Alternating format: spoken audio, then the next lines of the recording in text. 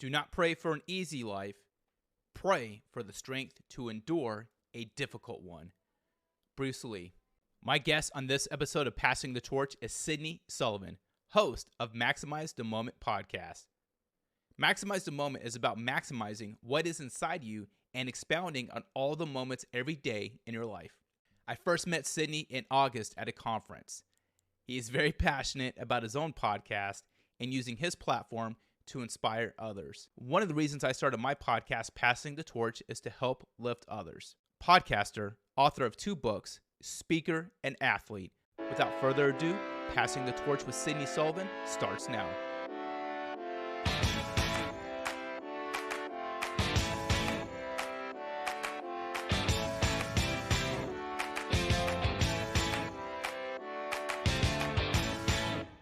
First and foremost, welcome to the show. Thanks for joining me. I see this big smile on your face, and I'm liking it, Sydney. I'm liking it, man.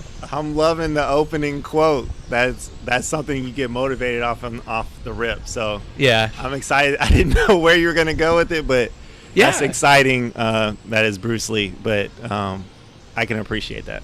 But I have a black notebook that I carry around. Tons of different quotes I've heard over the years, and before each podcast, I'll go and look at that book. And that one just felt, I don't know, if it called me, I was thinking like, this just seems fitting for you. I'm excited you're here, man. Thanks for driving down, and I appreciate the fact that you took a lot of initiative at AFSA last month, and that's really how this started, was just you taking initiative and following through, and yeah, man, just props to you. No, thank you for the opportunity, first and foremost, as well as everybody that's out there that has supported, civilian, military, family, but that's what it's all about. It's about initiative and being proactive. There's nothing but air and opportunity out here in the world, and if you don't step into it, no one's going to do that for you. And so besides the air and opportunity, it's about the partnerships. And so it took me a long time to learn that, that we're taught to strive for success. And Simon Sinek talks about there's all these self-help books in the library, but there's no section on helping others. And so once you realize that, I think my cup gets filled more with stepping in the gap for others and using the gifts that God has given me, and how I can move that in humility, as well as get with other people that have great gifts and understand where my blind spots are. So I could be edified in the process. Ooh, love it. I think that segues perfectly into your podcast. So please discuss, and just what you're doing, please discuss Maximize the Moment. Yeah, so MTM, or Maximize the Moment, is a nonprofit that myself, Pastor Kevin Hill, Evelyn Hernandez, Ricardo Valdez, Danny Cox, all these people, they help. So it's not just a me thing, although I'm on the face of it.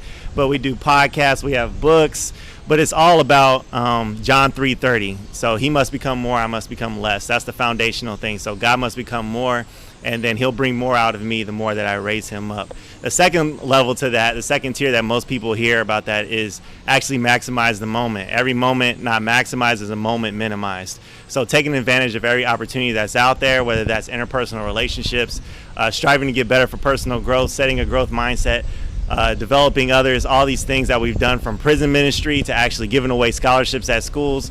Any way that God calls us to step in the gap, we're going to do that. And so it's a team effort. Like I said, I am the face of that company, but we're always looking at bringing more people in, because it's about maximizing the opportunity together and how we can go further, faster together. So that's what it's all about. So you can reach me on the podcast. You can see us on YouTube, but a lot of people know me from the social media and the motivation and the inspiration. But what we try to get to is, in this information age, going past the information to the application, which leads to the transformation, which leads to us where we need to go. No, it's great, man. What'd you say again? If you don't maximize the moment, you minimize. Every moment not maximized is a moment minimized. Yeah, that's really good. And I think, before we started recording, we were talking about how sometimes maybe the best things that didn't happen for you or to you are actually the best things that may happen to you in a way. I wrote down some notes, because over the past month we've been texting back and forth, throwing around a few topics. All were interesting, but the first I want to talk about was actually something you just mentioned, was about the why is it so important to pour into the cup of others? because we live in an age now where people are just kind of like thinking, sometimes it's about, hey, I need to get mine, or I need to make sure I'm good first. I want you to please expand on pouring in the cup of others. Yeah, so very simply, I had a boss, a 2-star admiral, who described this practice for me, and he kind of put this in a nutshell, right? So as we're junior, people pour into our cups, and as we grow, people pour into our cups. We're clawing for more information, we're clawing for more knowledge, and in between, we start leading people, right? But then as we get to a certain point, right, our cups should be overflowing. And when that overflows, it should be falling down into the others. We should be giving back. And so to summarize, right, most 20-year successes most one-night successes are 20 years in the making, and we should always be planting seeds for the shade of trees that we'll never sit under. And so at the end of the day, that's what carries on. I'm big onto generational wealth, and I don't mean that just like in the financial wealth. I mean like development and growth. Like, so how can I carry the ball forward so that my son, my daughter, that person, that airman, that sailor, that Marine, that whoever can carry the torch, pass the torch forward, right, and carry the ball forward. So I'm big into pouring into others, because legacy is not just what you leave behind, but what others can accomplish because of you. And so how can I leave the bricks? How can I leave no stone unturned so that other people don't have to do that work and they can propel them faster or further? I always put quotes I always do show notes for every episode, and one of the sections is quotes. And usually I maybe have 3 per episode. You've already have like 9, and like Sydney, we're at 7:44, my guy. I'm excited. I'm excited to be here, and that's probably good. Where it gets. I get like amped we got up this carousel or whatever, Ferris wheel in the background. I think it's in it. the shot. I don't know. No, it's great, but it's like the banners or whatever we see on Facebook, where people post like a yellow banner but have some like motivational quote. It's my cup is being filled with a bunch of motivational quotes by you. Something I did want to ask, because I have researched, I looked into Maximize the Moment. I was checking out your website, listened to your podcast with Josh White at Hero Front, who had a quick shout out. He did the intro to us, so big shout out to Josh. Absolutely. But to me, and this is something I've struggled with over the past, especially like 6 years, is to me that the toughest conversations we have are with ourselves sometimes, right? And I'm often, in the past, negative with myself and my thoughts. But as I started meditating, and for every negative, and focusing on like, hey, here's for every negative thought I had, I would give myself like, here's 2 positive affirmations, like, hey, you changed 4 flat tires today, right? Or just something like that, just because and for me, I found that useful. But how can someone replace their limited beliefs and confidence in favor of creating an empowered inner dialogue that ignites a success mindset? Because like, to me, you come across as someone who has a very positive mindset, which drives the inner mindset, which drives your outward success. Okay, so I think that's a very deep question. There's a lot of reflection in that question, so I'm very sensitive to that. And what comes to mind, and it's not in my notes, but what comes to mind immediately is this. I'll share a story with you, and everybody knows I like talking through stories. So, yeah, do it. So there was this young man. He wanted to go out trick-or-treating with his brothers, and his parents told him no. He was too young, and the young man got extremely angry. He ran outside through the door, and he punched a tree, and he was punching this tree until his knuckles bleeding. Well, the young man comes back inside. He goes upstairs, and obviously he is upset. He's physically upset. He's crying. He's just in tears, and his mother comes upstairs, and she shares a Bible verse with him. And the Bible verse is, he that conquers a city, he that conquers his soul is greater than one that conquers a city. And so that young man grew up to be Dwight Eisenhower. And going into World War II, that was actually one of his reflection points, was that verse. And so how can we conquer our souls on a daily basis? What are those things that I need to get over? Where are those generational gaps? Where are those? Sometimes we connect the dots looking forward by looking backward. So we look back at the generational gaps. We look at the things that maybe our parents accomplished, or our relatives, or whoever is within our line, that support system, or maybe not support system. Maybe you don't have anything there. And then what are the first steps incrementally that I can take to move forward? Another Bible verse that I cling to is, just as the water reflects the face, so does one's heart reflect your life. So motives shape perceptions, which shape behaviors. So I believe deeply that our motives and our actions and behaviors are driven from what's in our heart, from what's in our why. And so understanding your purpose, understanding your why, understanding why you're here on this planet, understanding why you're doing certain actions, why you react to certain situations is super huge. So self-awareness is curative in terms of putting things in order in your life, and curative in terms of healing. So the more self-awareness I can get, the more then I can step into the gap with others and pour into the cup of others. I love it, man. How many podcasts have you done?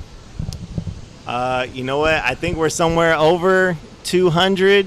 Yeah. Yourself and Josh are the first invitations that I've actually taken. Maximize the Moment, I know, because I mean, yeah, you guys have had a ton of, I saw them. It was definitely like, I think 254 or something like that when I looked it up. I know it's definitely over 200.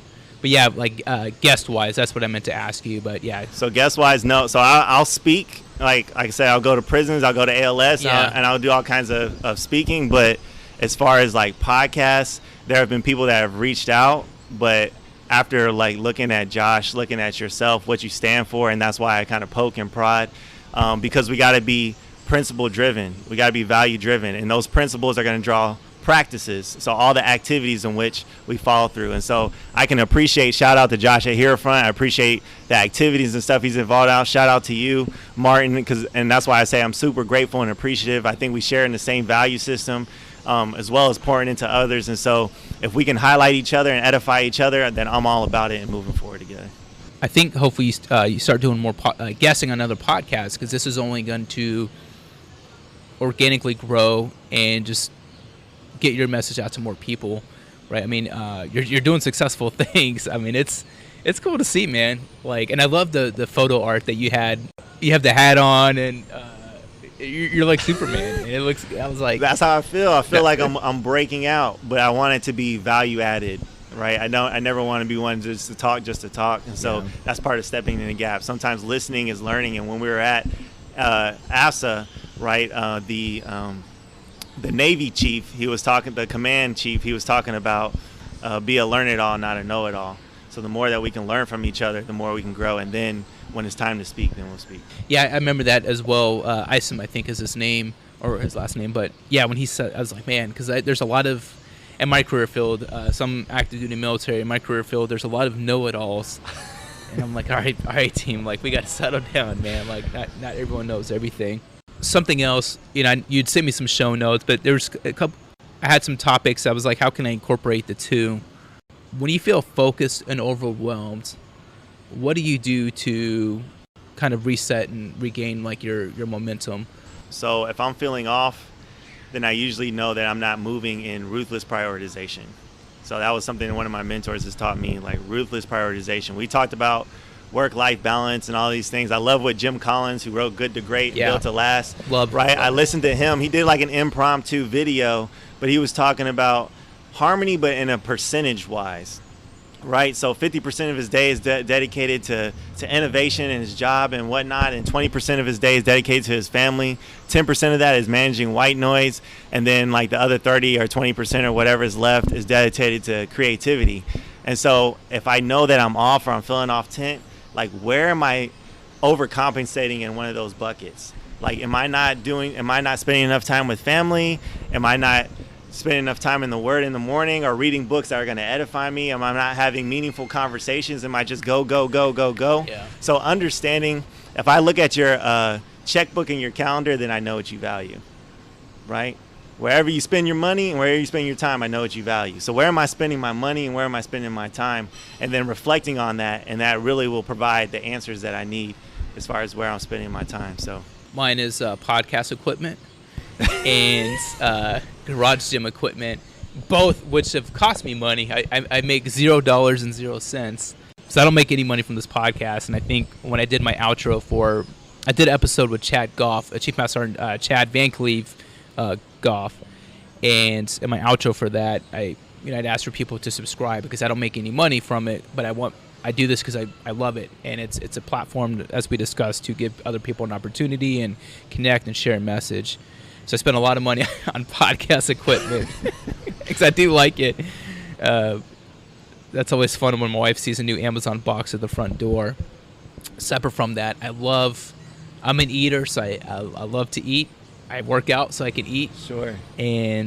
But I love having a garage gym, and I've spent a lot of money over the 15 years or so since I've had one. But I sent you a video of some That's right. Arnold was in the gym. Yeah, I'm a big gym guy too. Yeah, man. And that's kind of shifted. I definitely have played athletics all over the world and stuff like that. So that was always kind of a stress relief. But I think more is I'm in this season of learning and growing. One thing I like to share with people is obviously never let life happen to you. And so where does that come from is life was happening to me when I was at Scott Air Force Base, and I was managing things. Shout out to the MDT that was there at that time and the leadership at that time. But I was working all these long hours, and we were trying to pilot a program and try to do new things. Yeah. And I was like, I'm not getting my gym time in, right? I'm not de-stressing. I'm not getting that eustress that I need. And so I decided to get up very early in the morning, just like you talked about, 4 a.m., right? And I was getting up at 4 a.m., and I would go to the 24/7 gym at Scott. And for the first 2 weeks, I was kind of disoriented. I didn't really lift in the morning. I really wasn't paying attention to my environment. But after that 2 weeks and that ambiguity cleared, I started seeing who was in the gym. And it was the wing commander, and it was the transcom commander, and it was the chief, and it was these people that were the top 1%, according to our military structure. And so it made me think a lot about how I orient my mornings. And so one thing I like to tell young airmen or people in general is start your day before you start your day. So I'm big on reading or working out in the morning, but I preferably read the Bible, and then I read something that is going to help me learn, whether it's on the business side, cyber side, whatever the case is.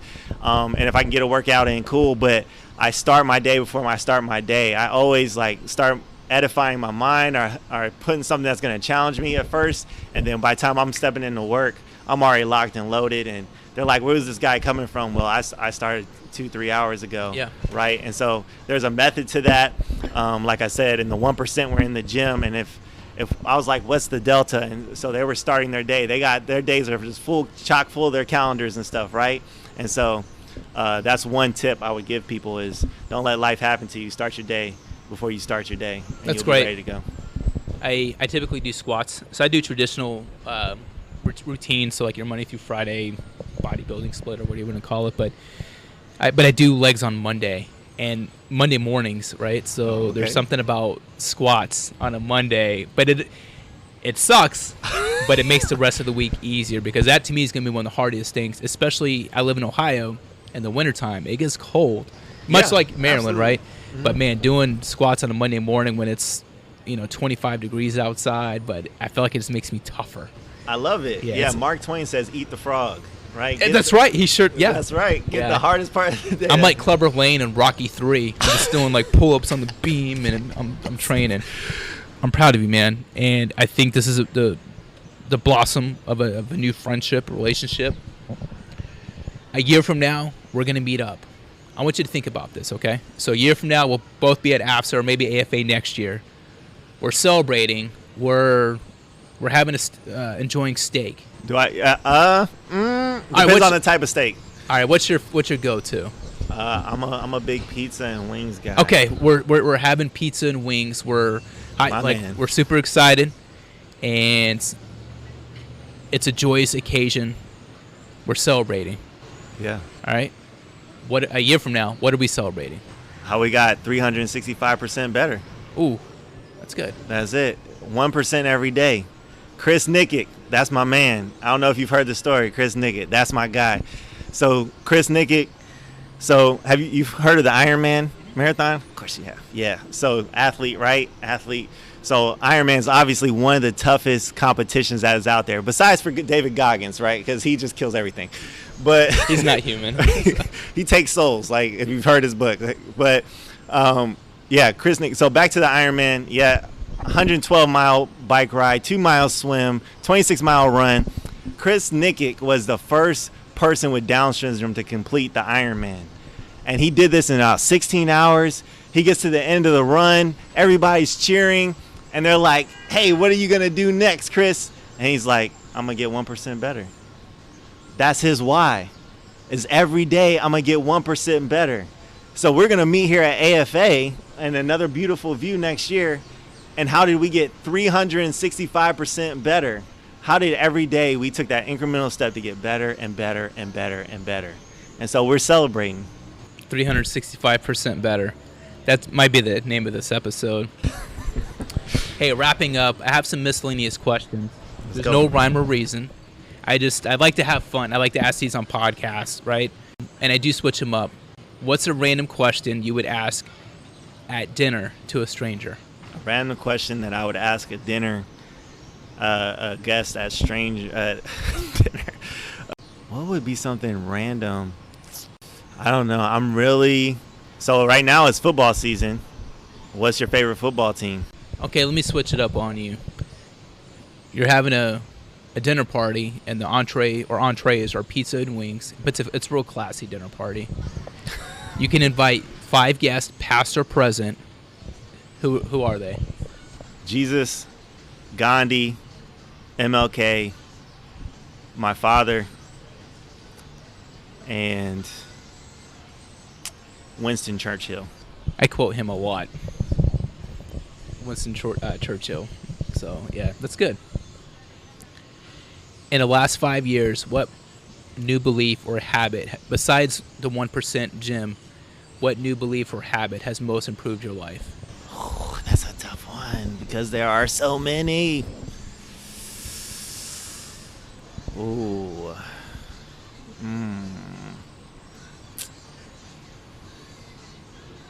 Right now, I'm locked into the domino. So you probably heard the domino speech already, but yeah, I'm locked into the 2-inch decision. That's changed my life. It's incremental decisions. And so I don't know if you want me to share the story or not. Do it, man. Share. Okay. All right. We can get into it. It's one of my favorite. You know what? I brought you a domino. I didn't plan on telling this story, but I brought it because I figured we may talk. Do it, man. Thank you for this. I've heard about this. Josh told me about this. So. He told you? Yeah. All right. Well, you're going to get it. It's here we go. So I used to travel in South America and around the Caribbean. Okay. Obviously, down there, they play a lot of dominoes. It is a part of their culture. It is ingrained within their culture. And I loved it. And I learned how to play dominoes from a team perspective. And so there was the teaming aspect there because in America, we play like individually around the table. But my mentor said there's something interesting about a domino that is 2 inches in size, but it can move something that's 1.5 times its size. So a 2-inch domino can move a 3-inch domino, can move a 4.5-inch domino, and so on and so forth. And so by the time you get to the 26th iteration, you can actually knock over the Washington Monument. By the time you get to the 23rd iteration, you can actually knock over the Leaning Tower of Pisa. By the time you get to the 27th iteration, you can actually knock over the biggest building in the world, which is the Burj Khalifa. Have you been there? I have not. So the Burj Khalifa is in Dubai. It's twice the size of the Empire State Building. It is so tall that you can watch the sunset from the bottom, and then you can take the elevator all the way to the top and watch the sunset again. Why am I talking about dominoes and Burj Khalifas, and where's the principal at, Sully? Like, where are you even going with this? So we all have goals and dreams and things that we cling to. We have big, audacious goals, things that scare us, just like that Burj Khalifa that's bigger than us. We have our own Burj Khalifas, but it all started with a 2-inch decision. It all started with a little domino. It takes me no more than my pinky to knock over that domino, but it has exponential outcomes on everything we do. You can look it up on Google. We make tens of thousands conscious and unconscious decisions on a daily basis. Those are micro habits, micro decisions that we make on a daily basis.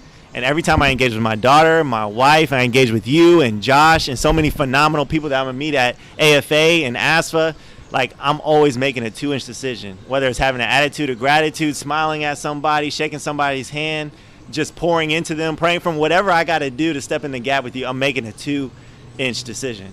So I always challenge somebody, what is your 2-inch decision? And I keep that in my pocket every day. People are like, why are you jingling all around in your pocket, Sully? Well, I got these dominoes to remind me that I'm always making 2-inch decisions. I've never heard about it with you and Josh, right? But up until that, but hearing that story, I never thought about it like that. It's the perspective, and it's an excellent point.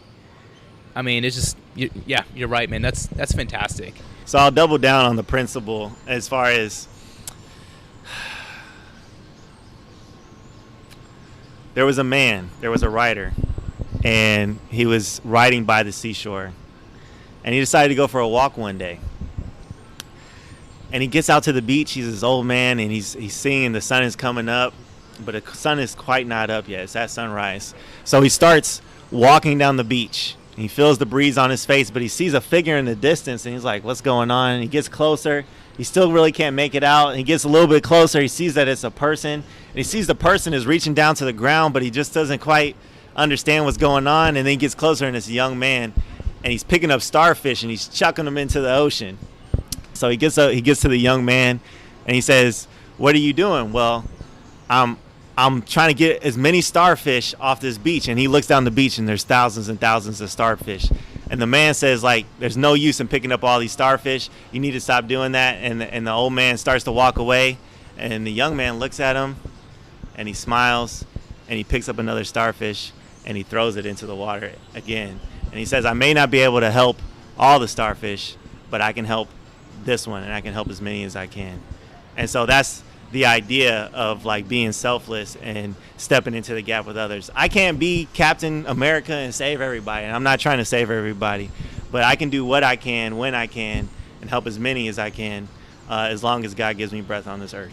That's amazing. I feel like you've already. So I have one last question. It's a question asked on every single podcast. I feel like you've already answered it, but I'll throw it up there anyway. If there's a giant billboard that you could place anywhere in the world with your message on it for the world to see and read, what would your message say, and where would you place the billboard? Jesus. That's it. Jesus. That's it. Jesus saves. That's it. Where would you place it? On top of the Burj Khalifa. I figured as much, but no, good deal, man. Again, just thank you. I know we probably didn't get to. There's so much more. This is only the first of many podcasts that we can do together. Absolutely. But I wanted to have you on, just kind of introduce you to my audience, and for us to build a connection, and really just set a stone for the house that we're going to build together. I'm not quite as good with the metaphors and phrases or quotes as you, man. But I'm excited for you. I'm proud of you, man. So just keep grinding. I respect you, and it's awesome to see you have an infectious, positive attitude. And just thanks for being on my podcast. No, thank you. And if you don't mind, I'll share one last thing. Do it, man. Go for it. Just because you touched on it, and I realized I was wearing the shirt. Moving into this season, I'm in a big season of Be Contagious. And so we all went through the pandemic. Yeah. Right? And it was something that the world has never seen before, globally. And COVID-19 is contagious, right? And so I challenge everybody to be contagious. I was out running on a track in Niceville, Florida. I was visiting the high school there, Niceville High School, and they had 3 words on there. They had energy, enthusiasm, and effort. And so when we are contagious, being contagious means something that spreads from one organism to the next, or from one thing to the next. And one thing we could do as leaders, as people, is be contagious. We can have energy, we can have effort, we can have enthusiasm. So you can be tired, like, right? We all got families, we got things that we're responsible for. We're all carrying our own crosses and stuff. But we can be contagious. That's within our decision space. We can have enthusiasm. We can have great attitudes. We can have great effort, the way we exude ourselves. We can have great energy, right? The vitality in which we approach something that we attempt. So we can be contagious. And so I want to appreciate you for being contagious and having an influence on me and so many people that are out here that are benefiting from this message and this audio. But like, I love it. Better has no finish line. Right, There's man. no expiration date on greatness. And so you're being great. Josh is being great. There's so many people that are listening to this as being great. And I just hope one day that I can add enough value to be great enough to pour into other people's cups. Hey, if people want to learn more about you, where should they check you out? Where can they find you? So I am very open.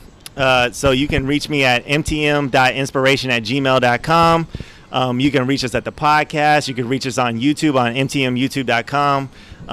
You can phone a friend. I'm the only Sydney Sullivan in the gal. If you're military, 703-835-2540. I'll hit you with some morning inspiration or try to connect with you or however I can serve in the best way possible. So I'm on Instagram, Facebook at Sydney Sullivan. You'll find me. I'm there, and I'll connect. Perfect, man. Thank you so much. No, thank you. Man, that's awesome. Good stuff, man. That concludes another episode of Passing the Torch. Big thanks to my guest, Sydney Sullivan. If this is your first time listening to my show, here's a quick bio about me. I am active duty military and have served for 21 years. I started this podcast in January of 2018 because I've met so many wonderful people in my life. I love meeting new people, having conversations, learning their history, and sharing their story. If you want to support and you enjoyed the podcast, it would mean the world to me if you could follow, rate 5 stars, and leave a positive review on Apple Podcasts. If you are someone who listens on Spotify, please follow and rate 5 stars on there as well. If you found value in the episode, took something away from the conversation, and appreciated the insight, chances are there's someone out there who may as well. So I appreciate it when you share. You can text the episode to a friend and tag me and Sydney Sullivan on social media. Let me know what you were able to take away. Thank you so much for spending time with me today. And finally, remember, vision, relate, develop. Take care, everyone. Foster out.